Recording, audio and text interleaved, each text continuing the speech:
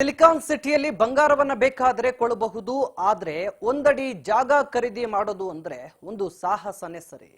ಬೆಂಗಳೂರಿನ ಬಾಣಸವಾಡಿಯ ward number 88ರ ಈಗಿನ ward number 27 ಆಗಿದ್ದು, ಸೆಕೆಂಡ್ ಎ ಕ್ರಾಸ್ ಸೆಕೆಂಡ್ ಬ್ಲಾಕ್ನ HRBR ಲೇಔಟ್ ಕಲ್ಯಾಣ ನಗರದಲ್ಲಿ ಮುನಿಸೊಣ್ಣಪ್ಪನವರಿಗೆ ಪಿತ್ರಾರ್ಜಿತವಾಗಿ ಬಂದಿದ್ದ ಸುಮಾರು 7800 ಅಡಿ ಜಾಗದ ಮೇಲೆ ಸ್ಥಳೀಯ ಪ್ರಭಾವಿ ವ್ಯಕ್ತಿಗಳ ಕಣ್ಣು ಬಿದ್ದಿದೆ. ಇದೇ ಜಾಗದಲ್ಲಿ ಒಂದು ಮನೆ ಕಟ್ಟಿಕೊಂಡು ಜೀವನ ಮಾಡ್ತಿದ್ರು. ಈ ಜಾಗದಲ್ಲಿ ಅವರು ಕುಟುಂಬದವರು ಕೂಡ ವ್ಯಾಜ್ಯವನ್ನ ಹೊಡ್ಡಿದ್ರು. ಹೈಕೋರ್ಟ್ನಲ್ಲಿ ಕೇಸ್ ಕೂಡ ನಡೀತಾ ಇದೆಯಂತೆ.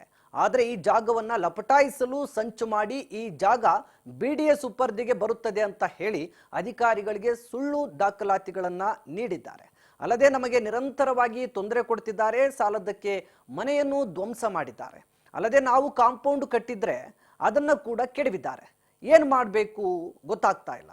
ಒಂದು ವೇಳೆ ಈ ಜಾಗ BDA ಅವರಿಗೆ ಸೇರಿದ್ದೇ ಆದರೆ ದಾಖಲೆಗಳನ್ನು ತೋರಿಸಲಿ, ನಾವೇ ಬಿಟ್ಟು ಕೊಡೋದಕ್ಕೆ ಸಿದ್ಧವಿದ್ದೇವೆ. ಆದರೆ ಅದನ್ನ ಬಿಟ್ಟು ಈ ರೀತಿ ಏಕಾಏಕಿ ದಾಳಿ ಮಾಡಿದ್ರೆ ನಮ್ಮಂತಹ ಬಡ ಜನರು ಹೇಗೆ ಬದುಕೋದು ಅಂತ ಮುನಿಸೊಣ್ಣಪ್ಪ ಪುತ್ರ ನಾಗರಾಜ್ ಅವರು ತಮ್ಮ ಅಳಲನ್ನ ತೋಡ್ಕೊಂಡಿದ್ದಾರೆ. ಸ್ಪೆಷಾಲಿಟಿ ಹಾಸ್ಪಿಟಲ್ ಅನ್ನೋರು ಇವರೆಲ್ಲ ಲಿಂಕ್ ಆಗಿದ್ದಾರೆ ಇದಕ್ಕೆಲ್ಲ ಅಂತ ಹೇಳ್ತಾ ಇದ್ದಾರೆ. ಇದೆಲ್ಲ ಬರ್ತಾ ಇದೆ, ಗಾಳಿ ಸುದ್ದಿಗೆ ಬರ್ತಾ ಇದೆ. ಸರ್, ಇದು 7800 ಅಡಿ ಜಾಗ ಇದೆ. ಮುನ್ಸೋಣಪ್ಪನವ್ರಕ ಅನ್ನೋರ್ಗೆ ಸೇರಿರೋದು. ಇದ್ರ ಮೇಲೆ ಒಂದು ಪಾರ್ಟಿಷನ್ ಸೂಟು, ಡೆಕ್ಲರೇಷನ್ ಸೂಟು ಅಂತ ಹೇಳ್ಬಿಟ್ಟು 1998ರಿಂದ 2017 ತನಕ ಇತ್ತು. ಸೂಟು ಮುನ್ಸೋಣಪ್ಪನ ಪರವಾಗಿ ಆಗಿದೆ. ಅದ್ರ ಮೇಲೆ ನಮ್ಮ ಮೇಲೆ ಸೂಟ್ ಹಾಕಿದವರು, ಕೇಸ್ ಹಾಕಿದವರು ಹೈಕೋರ್ಟ್ಗೆ RFA ಪ್ರಕರಣಗಳು ದಾಖಲು ಮಾಡಿದ್ದಾರೆ. ಅದು ಇನ್ನೂ ಪೆಂಡಿಂಗ್ನಲ್ಲಿದೆ, ಇತ್ಯರ್ಥ ಆಗದಿರ ಐತೆ. ಅಷ್ಟರಲ್ಲಿ ಈ 4-5 ತಿಂಗಳಿನಿಂದಾನು ನಮ್ಮ ಕಟ್ಟಿರೋಂಥ ಮನೇನ ಇಲ್ಲಿ ಯಾರೋ ಚಂದ್ರಶೇಖರ್ ಅನ್ನೋರು ಇದನ್ನೆಲ್ಲ ಪ್ಲೇ ಮಾಡ್ತಾ ಇದ್ದಾರೆ, ಈ ಆಟ ಆಡ್ತಾ ಇದ್ದಾರೆ. ಅವ್ರು ಬಂದು ನಮ್ಮ ಮನೆ ದಬ್ಬಾಕಿದ್ರು. ಆವಾಗ ನಾವು ಕೇಳಿದ್ವಿ, ಏನು ನಿಮ್ಮ ನೋಟಿಸ್ ಇದೆಯಾ ನಮ್ಮ BDAನಿಂದ ಬಂದಿರೋದಕ್ಕೆ, ನೀವು ಯಾಕೆ ದಬ್ಬಾಕ್ತಾ ಇದ್ದೀರಿ ಅಂತಂದರೆ, ನೀವು BDA ರಾಜೇಶನ್ ಕೇಳ್ರಿ, ಅವ್ರನ್ನ ಕೇಳ್ರಿ, ಇಂಜಿನಿಯರ್ ಕೇಳ್ರಿ. ಅವ್ರ ಹತ್ರಕ್ಕೆ ಹೋದರೆ ನಿಮ್ಗೆ ಇನ್ಸೆಂಟಿವ್ ಸೈಟ್ ಬರ್ತೈತೆ, ತೊಗೊಳ್ರಿ, ನೀವು ಅದು ಮಾಡಿರಿ ಇದು ಮಾಡಿರಿ ಅಂತ ಹೇಳ್ತಾರೆ. ಅಲ್ಲಿ ಏನು ಮಾತಾಡೋಕ್ಕೆ ಜಾಗನೇ ಕೊಡಲಿಲ್ಲ, ಅವಕಾಶನೂ ಕೊಡಲಿಲ್ಲ. ಅಷ್ಟರಲ್ಲಿ ಮನೆಯೂ ದಬ್ಬಾಕಿದ್ರು, ಎಲ್ಲ ಮಾಡಿದ್ರು. ಮತ್ತೆ ಏನು ಮಾಡಿದ್ರು, ನೆಕ್ಸ್ಟು ಸ್ವಲ್ಪ ದಿವಸ ಬಿಟ್ಬಿಟ್ಟು ಮತ್ತೆ ರಜಾ ದಿನಗಳು ಉಪಯೋಗಿಸ್ತಾರೆ. ಮತ್ತು ರಜಾ ದಿನಗಳಲ್ಲೇ ಬಂದ್ಬಿಟ್ಟು ಈ ಕೆಲಸಗಳೆಲ್ಲ ಮಾಡ್ತಾರೆ. ಮತ್ತೆ ಬಂದ್ಬಿಟ್ಟು ಈಗ ವಾರಕ್ಕಿಂದ ಕಾಂಪೌಂಡ್ ಹಾಕಿದ್ದಾರೆ. ಕಾಂಪೌಂಡ್ ಹಾಕ್ಬಿಟ್ಟು ನಾವು ಸ್ವಾಧೀನ ಬಿಡ್ದಿರ ನಮ್ಮ ಸ್ವಾಧೀನ ಕಿತ್ತಾಕಕ್ಕೆ ಇದು ಮಾಡಿದ್ರು. ನಮ್ಮ ಸ್ವಾಧೀನ ಬಿಡ್ದಿರ ನಾವು ಇದು ಮಾಡಿದ್ರೆ ಈಗ ನೆಕ್ಸ್ಟ್ ಬಂದುಬಿಟ್ಟು ನೋಡಿ, ಇವತ್ತು ಬೆಳಗ್ಗೆ ಬಂದುಬಿಟ್ಟು ಹಿಂಗೆ JCP ಸಮೇತವಾಗಿ ಬಂದುಬಿಟ್ಟು ಯಾರು BDA ಇಂಜಿನಿಯರ್ಸು ಶ್ರೀಧರ್ ಅಂತ ಹೇಳ್ಬಿಟ್ಟು AWE ಅಂತ ಹೇಳ್ತಾ ಇದ್ದಾರೆ. ಅವ್ರು ಬಂದುಬಿಟ್ಟು ಇದು ಪೊಲೀಸ್ ಫೋರ್ಸು, ಟಾಸ್ಕ್ ಫೋರ್ಸು ಒಂದು 4-5 ಜೀಪ್ನಿಂದ ಬಂದುಬಿಟ್ಟು ನಮ್ಮನ್ನು ಇಲ್ಲಿ ಈ ಥರ ನೋಡಿ ಅಕ್ರಮವಾಗಿ ಈ ಗೋಡೆಯನ್ನು ದಬ್ಬಾಕ್ಬಿಟ್ಟು ನಿಮ್ದೇನ ದಾಖಲೆಗಳಿದ್ರೆ ಕೊಡ್ರಿ, ನಿಮ್ದೆಲ್ಲ ದಾಖಲೆಗಳು ಗೊತ್ತಿದೆ, ನೀವು ನೋಟಿಸ್ ಕೊಡಿ ಸ್ವಾಮಿ ಅಂತಾರೆ. ನೋಟಿಸು ಕೊಡ್ತಾ ಇಲ್ಲ.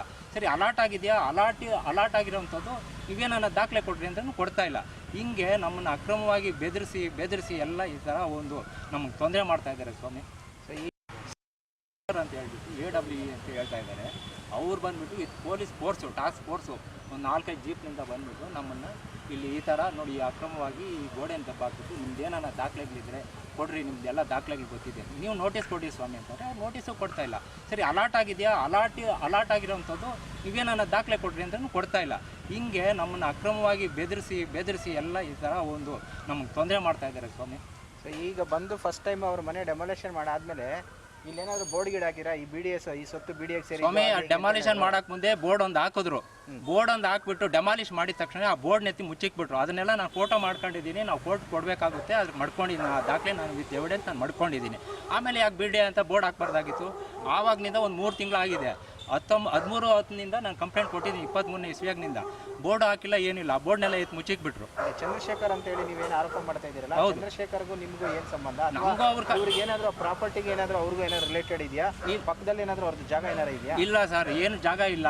ಈ ಪ್ರಾಪರ್ಟಿ ಓನರ್ಸ್ ಹಿಂದ್ಗಡೆ ಯಾರು ಕೇಸ್ ಹಾಕಿದ್ರು ಅವರಲ್ಲಿ ಯಾರೋ ಒಬ್ಬ ಬ್ರಾಂಚ್ 7 ಅಂದರೆ 7ನೇ ಒಂದು ಬ್ರಾಂಚ್ ಹಿಡ್ಕೊಂಡು ಅವರು ಈ ದಾಖಲೆಗಳೆಲ್ಲ ಸೃಷ್ಟಿ ದಾಖಲೆಗಳು ಮಾಡಿದ್ದಾರೆ. ಆ ದಾಖಲೆಗಳ ಮುಖಾಂತರ ಇದನ್ನೆಲ್ಲ ಉಪಯೋಗಿಸ್ಕೊಂಡು ಇದು ಮಾಡ್ತಾ ಇದ್ದಾರೆ. ಅದರಲ್ಲಿ 7 ಜನ ಅದರಲ್ಲಿ ಪಾರ್ಟಿಗಳಾಗಿದ್ದವರು, ಅದರಲ್ಲಿ ಒಬ್ಬನ ಉಪಯೋಗಿಸ್ಕೊಂಡು ಈ ಥರ ಮಾಡ್ತಾರೆ. ಯಾರೋ ಪಾಪಯ್ಯ ಅಂತ ಹೇಳ್ಬಿಟ್ಟು